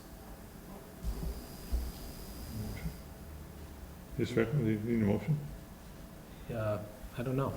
It's a new language. If you may recall at the last meeting, Right. Pat Crowley had asked, do we actually need to have this Right. vote? We double checked and we found out that the actual vote that we need to have is not so much to accept the money. Any town department or committee could accept a gift. But what we do have to do is to have the Board of Selectmen endorse the expenditure of these funds. So this is new suggested language from the town accountant's office to ask you to recognize that the gift's been accepted and to authorize the expenditure of these funds for general municipal purposes. At times, the gift may come with an actual stated purpose. We'll include that in the language for you. So moved. So all we're doing is recognize it. We don't need to vote on it. You don't need to vote to accept, you need to vote to authorize expenditure. Okay, so I have a motion. Second. Second.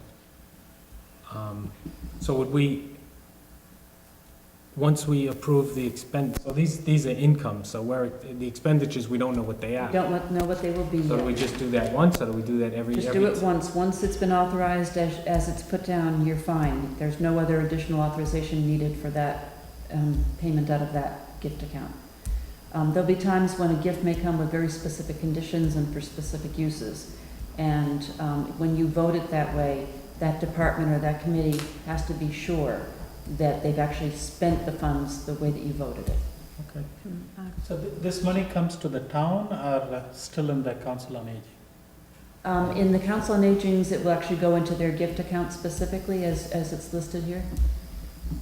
Mr. Chairman? Okay, yeah. So that means the Council on Aging can spend the money how they see fit. Correct. And that's what we're giving them the ability to do. So if Exactly. something comes up, there's not a question, this has been accepted. Correct. Okay, thank you.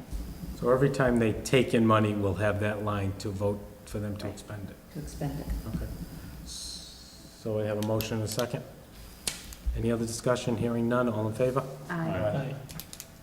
Recognize the acceptance of the following donations to the bandstand committee and to approve expenditure of these funds for the general purposes. Free will donations for August 7th, concert in the amount of $121, $121.07. Vignali family donation in the amount of $200. Mary Harris donation in the amount of $20, and Cultural Council sponsor $250. I motion that we accept. Expenditures. So I guess we still have the motion every time. Yeah. And I think Mr. Crowley said we should just recognize him and stop having the motion, but I think we're But we- just we making do- a different motion now. Yeah. We actually, by law, we have to vote to allow the expenditure. Okay. That's the required part. Sorry. Okay, so I have a motion, a second, any other discussion? Hearing none, all in favor? Aye. Opposed? So I guess the next item, special election date choice, we're gonna put that off. Perhaps we could just explain why we need to choose the date? You can go through that again, we just did that at the FIS committee.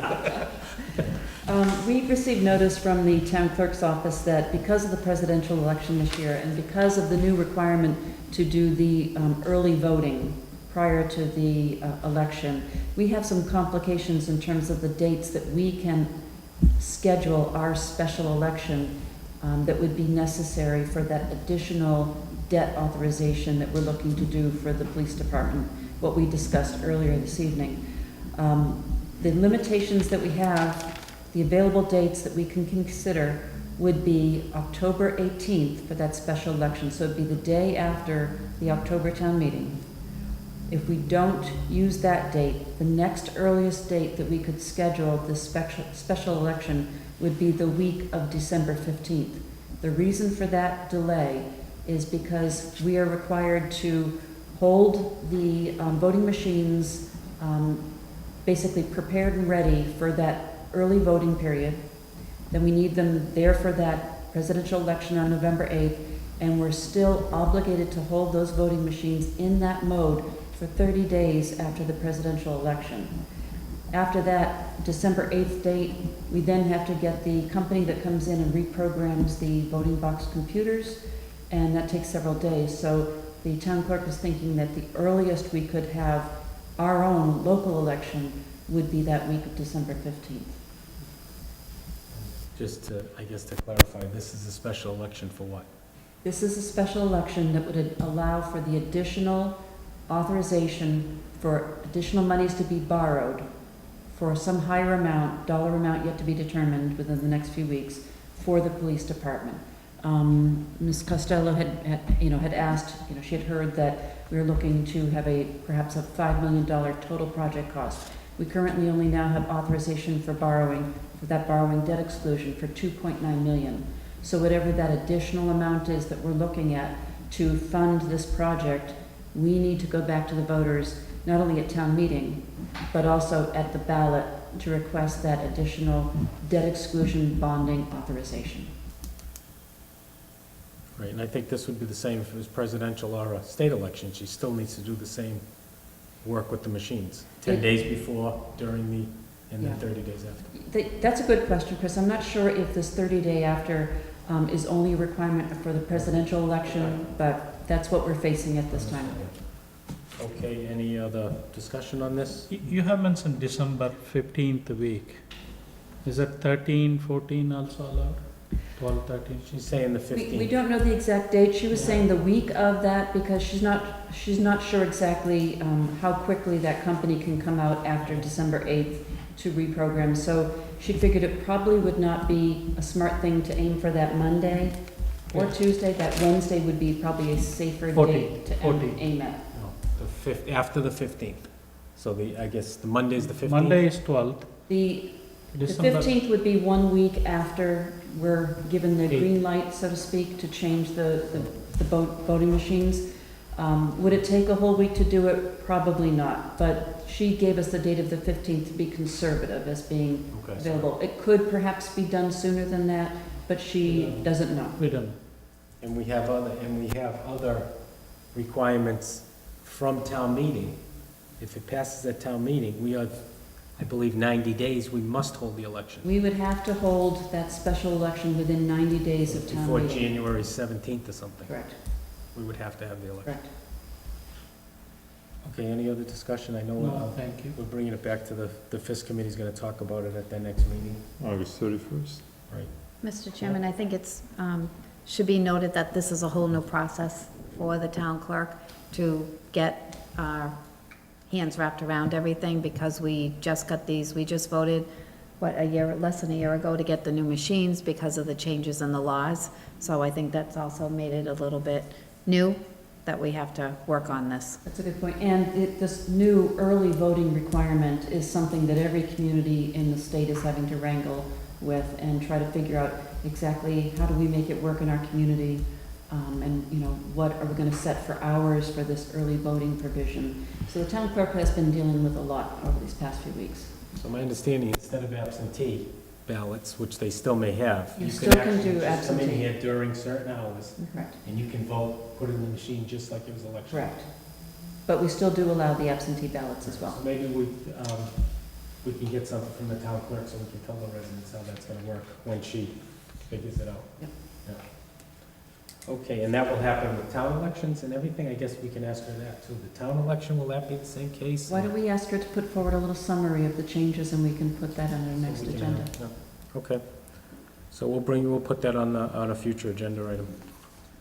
Concurrence on the appointment of Thomas Welsh as Fire Chief effective August 9, 2016, for a term to expire on August 8, 2016.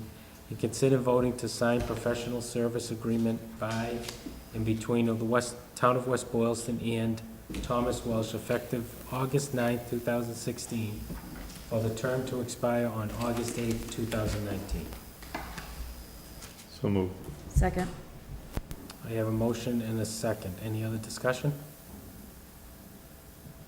I would, the only thing I would say, I'd like to thank the fire chief for all the hard work he's done in the past few years, and I'm excited that he's staying with us for 3 more years. He's done a great job, so this is great. So I have a motion and a second.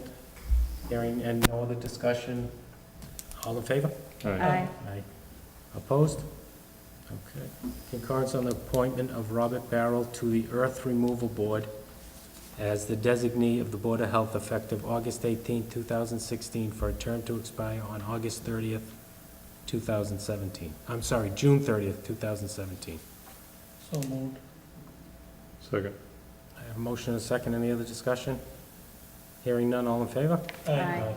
Concurrence on the appointment of Gary Flynn to the Open Space Implementation Committee as a designee of the Parks Commission effective August 18, 2016, for a term to expire on June 30th, 2017.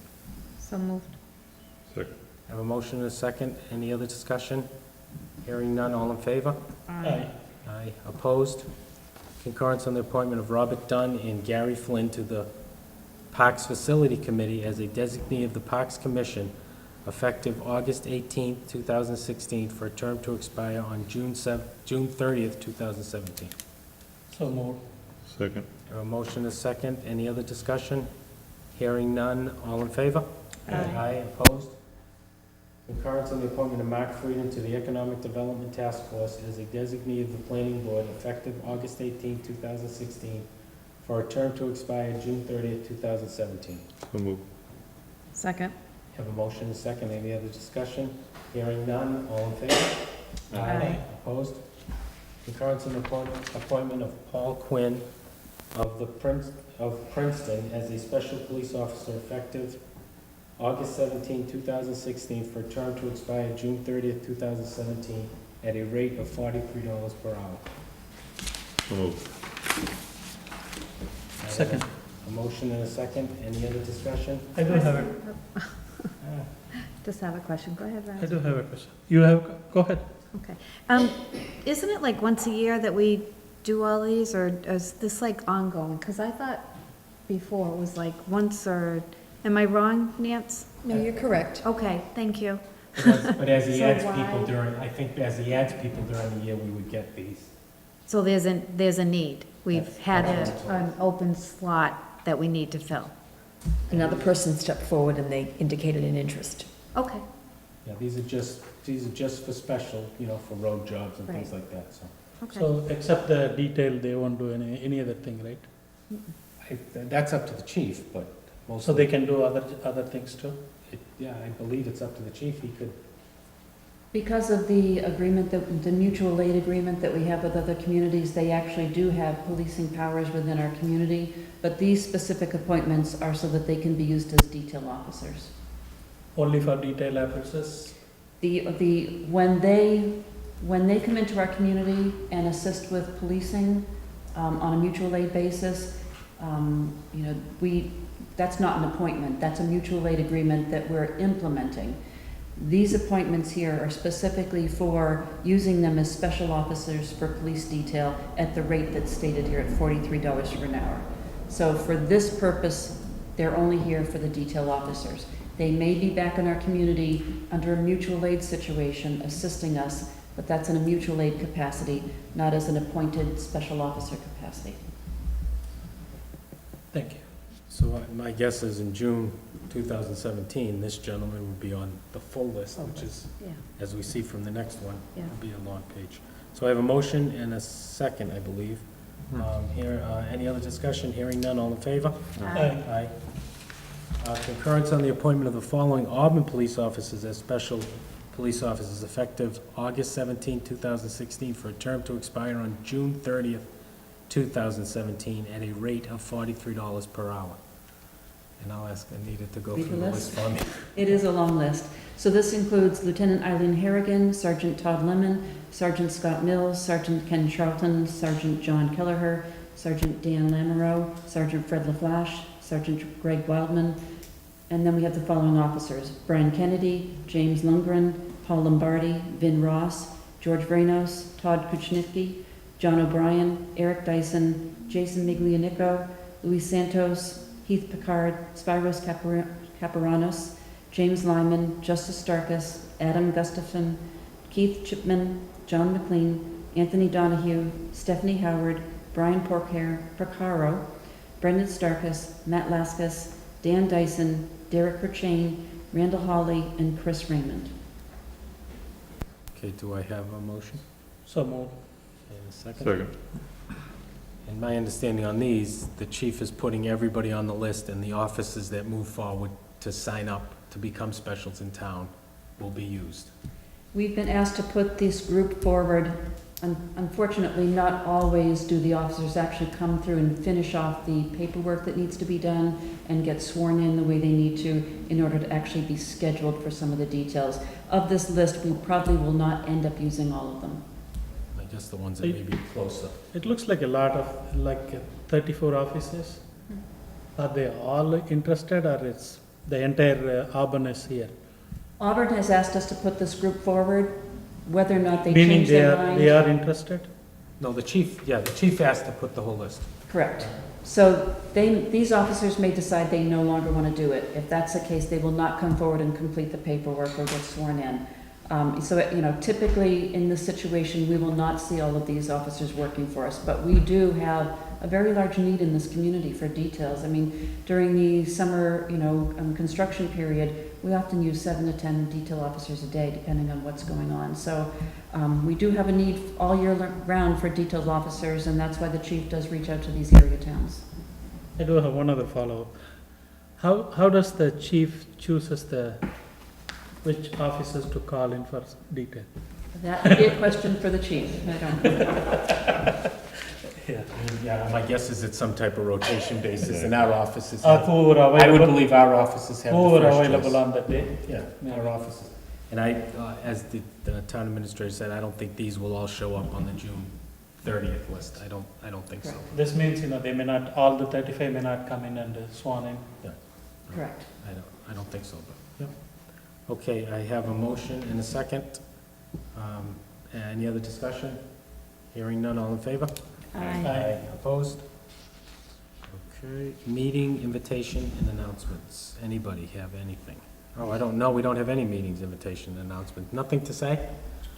I thought we had, Well, we have a FISC meeting on the That's 31st. Yeah, I just, everybody, if they want to know more about the police station, what's going on with it, it's August 31st at 7 PM. And that's all, and also the senior center. The Senior work center that's also, being done at the absolutely. senior Yeah, we're center. voting on the conceptual plan architect on the 31st also. Right, so that's the 31st at 7 o'clock, right in this room. Okay, future agenda items, selectmen's reports. Anybody have anything?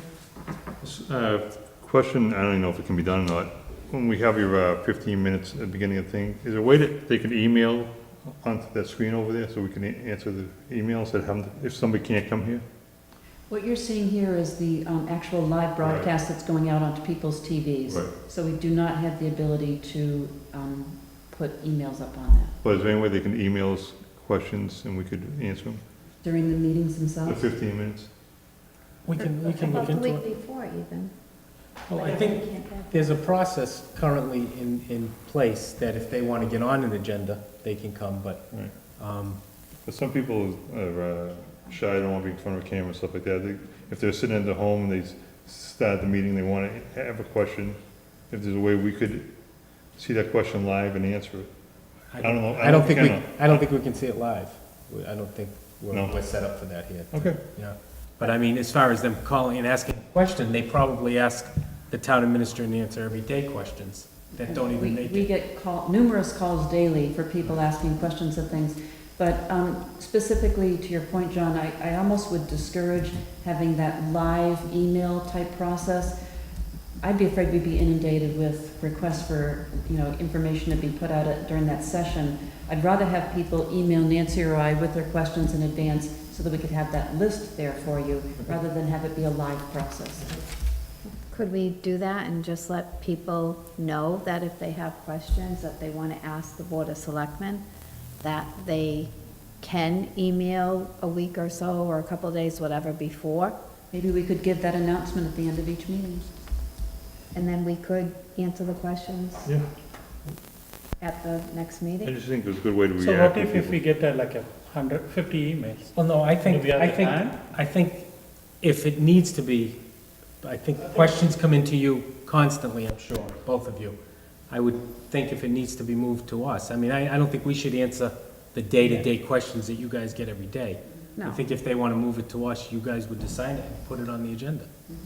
I think what John is saying, like the people that came forward tonight, if they couldn't make it here, but they wanted their questions thought. We would have to look at it, because that section's called public Yeah. comment, so. If you open up that, we may get tons of emails.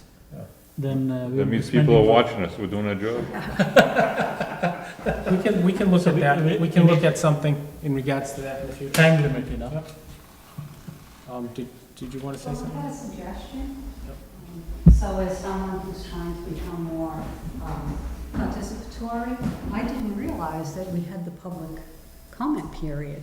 So again, maybe to put something out there, because I do think a lot of citizens are interested and would take the drive down. Maybe a lot of people don't know how easy it is to come and. It's new, it's been a month and a half maybe, or 2 months. Oh, well then. That's why you didn't know about it. I don't feel like I'm. No, so you're not missing anything, you're one of the first, so. So I think it's absolutely terrific. Yeah. You folks are very open, and I do think a lot of citizens are concerned, and particularly now that we have a centrally located town hall, I mean, it's really 10 minutes for most of us. Thank you. Thanks. Okay, any other future agenda items, selectmen's reports? Mr. Chairman, an update on the intersection up at Pine Croft. I know the stop signs are still covered. What are we in, I don't think we had a final. Are they gonna stay covered, or what's the plan? Since we did receive the okay from the chief, the board had said to move ahead and Right. implement that. So that has been, the DPW director has been directed to work on that. Okay.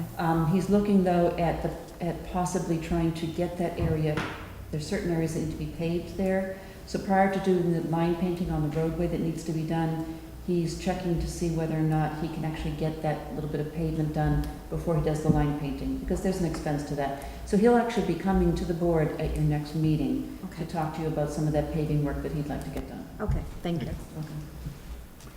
Okay. Along with that, after the library sidewalk is done, that's all the sidewalk project, right? That's all what we have under this program.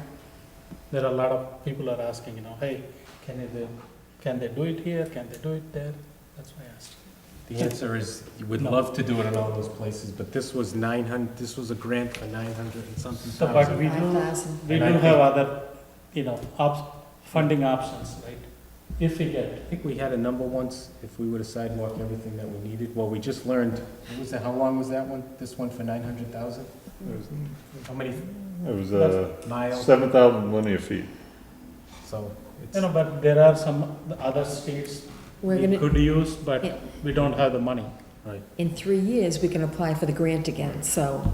start now. But, if we could get the complete state policy grant, if at all, we do need money. When we get it, We don't know. Not if, it's when. So that's the answer. Yeah. I would just, we talked about this in the past, about emails on the town's website. I would like to reach out to the person that handles the website and ask her why we can't put, I know she said because of spam and things like that, Correct. but every business, I think it's more personal for the residents to have an email than to fill out a form and to not know where it's going. And then if I want to send the person another email and say, I just want an update or anything, I don't have his email address. It seems like we're trying to hide information from the public by having those forms on there. Would you like to bring our IT director in to meet with the board? Either way, I just think, I know what she said. She said it was an issue with spam and things like that, but then again, you go on every single website, everywhere, customer service, email this, it's a little more personal to see the name and the person that you're emailing to, I think. So, I know I did look through the page after we spoke about it at our retreat, and those forms are getting, they're all over the place, so. And other towns I looked at have emails, so. Yeah, if we could ask her maybe if she wants to come, or if she can just give us an update on that. Okay. And along that line of the same thing, when somebody fill out the form, it goes to the entire board. No, Yes. only the board one. If you fill it out for Entire the, board members, yes. I don't know about the form. I don't know where the form goes. form. Our email goes to us. Yes. You all, because you're on that grouping, you should all be receiving Suppose the select that board means question. select board, all select board members gets it. I know we get an email that goes to everybody. That form, I don't know if there's a form that's going to you and all of us. No, I don't know the answer. when they fill out the form, when they click the send button, it goes to the entire, like I would say, select board at westboylston.ma, that address. So all the selectmen gets it. If that's what you're saying, I don't know the answer to Yes, that. You're that's right. the way it is. Is this has to go only for the board secretary, then it will be distributed to the members, chairman, like that? Because of the open meeting. You've all received notice of the question. So, because it's whatever, I'm assuming that the types of issues that you receive are something that would require deliberation by the full board. Otherwise, you would be asking me just to take care of it, so to speak. But if it's something that, is a board decision, you would need to bring that forward on an agenda and deliberate on that as a board and determine what action should be taken, if any.